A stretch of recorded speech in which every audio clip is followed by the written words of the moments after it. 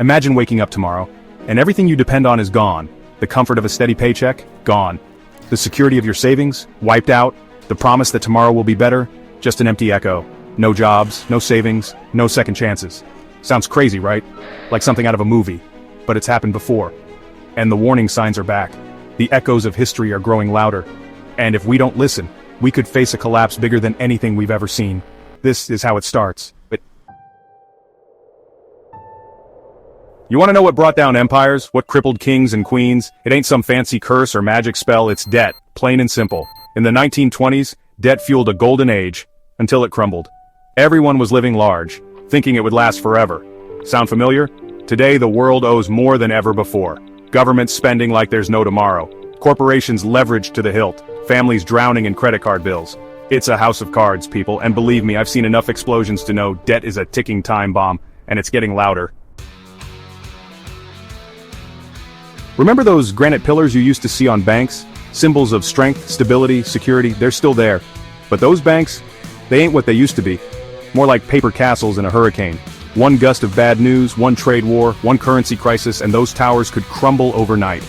Look what happened in 29. People panicked, rushed to get their money out, and the whole system froze up. Same thing almost happened in 2008. And let me tell you, it can happen again.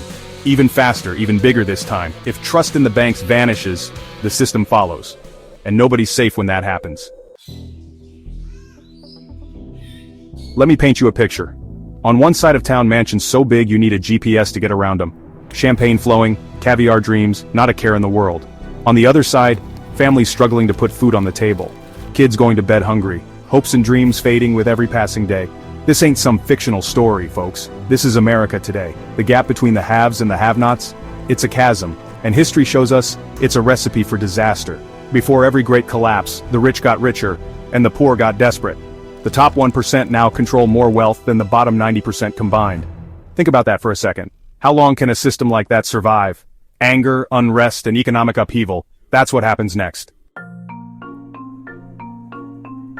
Remember those empty shelves during the pandemic? People fighting over toilet paper like it was gold?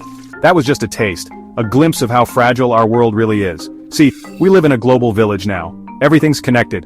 But that connection, it's a double-edged sword.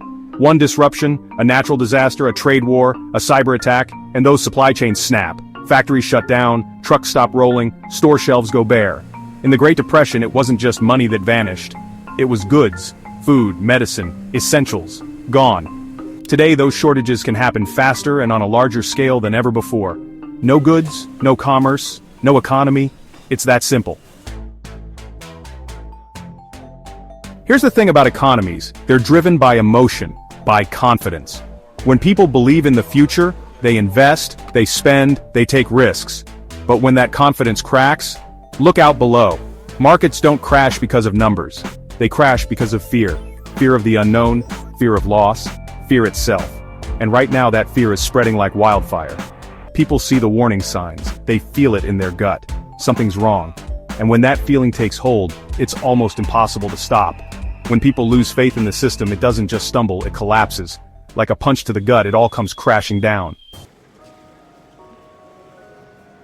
But here's the good news, we ain't helpless. History might repeat itself, but it doesn't have to be a tragedy. We can learn from the past, we can prepare. Collapse is never the end, if you're ready. So what are you gonna do? Are you gonna be a victim, or are you gonna be a survivor? Here are 5 things you can do right now to prepare. 1. Get liquid. Cash is king in a crisis. Build a reserve that buys you time and options. 2. Diversify assets. Don't put all your eggs in one basket. Stocks, bonds, precious metals, skills, spread the risk. 3. Build real skills. Money might vanish, but skills, the ones people need, will always have value. 4. Community matters. Isolation kills. Strong communities survive together. Help your neighbors, build bonds, and face the future as one. And 5. Stay calm, stay smart. Panic kills faster than any recession. Information and preparation are your shields.